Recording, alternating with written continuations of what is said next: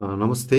मैले योभन्दा अघिल्लो भिडियोमा QGIS प्रयोग गरेर क्याचमेन्ट एरिया निकाल्ने कम्प्लिट गाइड सबै सुरु इन्स्टलेसनदेखि गुगल उसमा एक्सपोर्ट गर्ने सम्पूर्ण गाइड उसो देखाएको थिएँ। अब त्यो भिडियोमा देखाए जस्तो डिटेल प्रोसिडर सबै चाहिँ एकपटक मात्रै गरे पुग्ने प्रोसिडरहरू पनि छ, जस्तो डाउनलोड गर्नेदेखि इन्स्टलेसन गर्ने यी कुराहरू।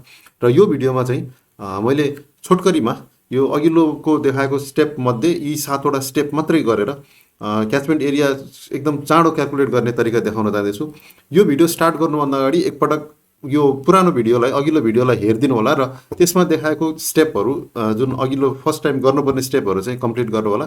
त्यो भिडियोको लागि भिडियोको लिङ्क मैले डिस्क्रिप्सन र आई बटनमा राखिदिएको छु। अब हामी सुरु गरौँ। पहिला QGIS खोलौँ।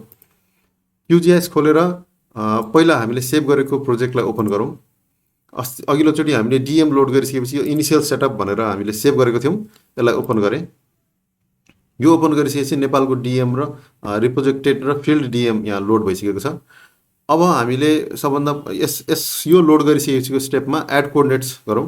एड कोअर्डिनेटको लागि मैले अहिले चाहिँ अघिल्लोचोटि बागमती गरेको जस्तो अहिले यो बागमतीको कर्मैया भन्ने पोइन्टको सम्म क्याचमेन्ट एरिया निकाल्न जाँदैछु। यसको चाहिँ मैले ल्याटिट्युड लगिट्युड यसमा CSV फाइलमा सेभ गरिसकेको छु।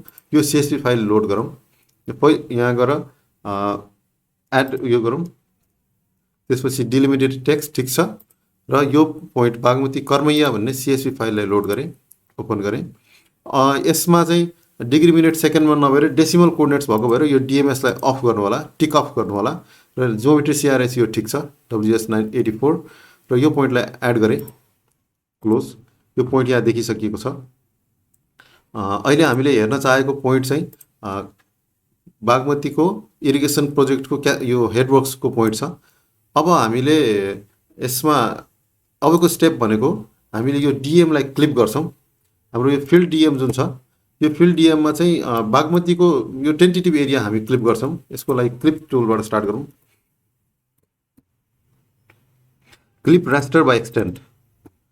इनपुट लेयरमा फिल्ड डिएम नेपाललाई गरेँ अनि क्लिप एक्सटेन्डमा मैले अहिले पहिला डिएमलाई अफ गर्छु, सजिलो रहन्छ। र ड्रन म्याप क्यानभस अलिकता बढी एरिया नै क्लिप गर्नुपर्छ।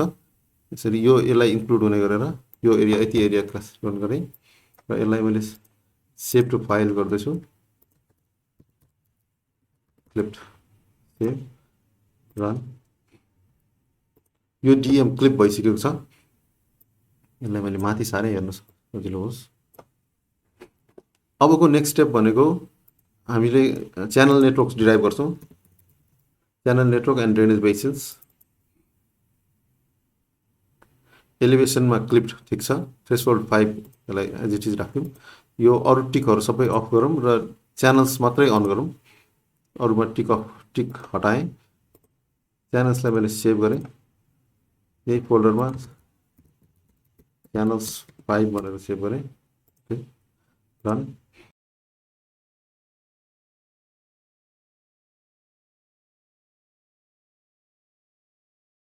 Okay, close. यहाँ देख्न सकिन्छ हामी अहिले यो क्लिप डिएमलाई पनि अफ गरेर चाहेँ मैले।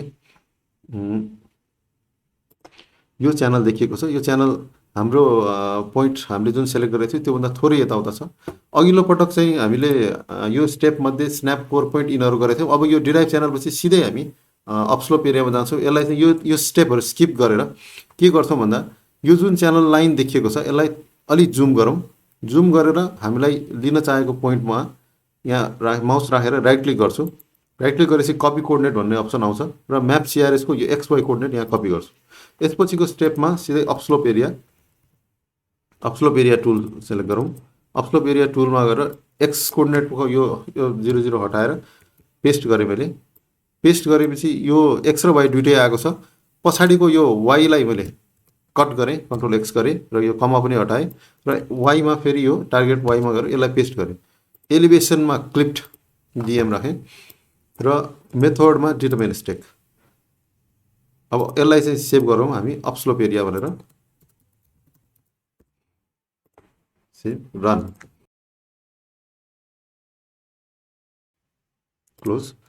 यो हाम्रो क्याचमेन्ट एरिया आइसकेको छ। यो अपस्लोप एरियालाई जुम टु लेयर गरेर हेरौँ। जुम टु लेयर गर्दा देखिन्छ यो पोइन्ट हाम्रो यो एरिया आइसकेको छ। अब यसलाई हामी कन्भर्ट गर्छौँ raster to vector conversion, polygonize raster to vector, input layer of slope ठिक छ, अरू सबै डिफल्टमा राखेर यसलाई सेभ टु फाइल गरौँ। यसलाई क्याचमेन्ट भनेर लेखेँ मैले, सेभ रन। अब यो क्याचमेन्ट उसमा रास्टरबाट भेक्टरमा आइसकेको छ, अरूलाई अफ गरेँ मैले। अब यसको हामी एरिया निकाल्नको लागि राइट क्लिक गरेर ओपन एट्रिब्युट टेबलमा जाउँ, यसलाई टक गरौँ र यो फिल्ड क्यालकुलेटर बटन क्लिक गरेर यहाँ मैले एरिया भनेर लेखेँ र टाइप डेसिमल नम्बर, अनि यो सर्च बक्समा गएर डलर एरिया लेखेपछि अघिल्लो पटक हामीले गरेको रिसेन्टमा देखाउँछ एरिया डिभाइड बाई 1000। यसलाई डबल क्लिक गरेँ, यहाँ देखियो area divide by 1000/1000, okay click गरेँ र हाम्रो यो क्याचमेन्ट एरिया यहाँ देखियो। यस पछाडि यसलाई टगल एडिटिङमा क्लिक गरेर सेभ गर।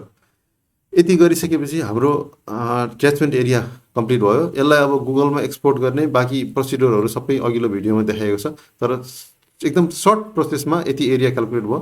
यस पछाडि यसलाई यो प्रोजेक्टलाई सेभ नगरेर सेभ एज गर्नु होला। सेभ गर्नु भने फेरि यो इनिसियल सेटअप रहँदैन। यसलाई मैले बागमतीमा सेभ गरेँ, यसको नाम चेन्ज गरेर बागमती कर्मैया भनेर सेभ गरेँ। अघिल्लो अरू केही चेन्जेस गर्नु पऱ्यो अथवा कन्टिन्यू गर्नु पऱ्यो भने काम लाग्यो। र यति गरिसकेपछि हाम्रो अहिलेको यो कुनै पोइन्टको क्याचमेन्ट एरिया आइसकेको छ। Thank you very much.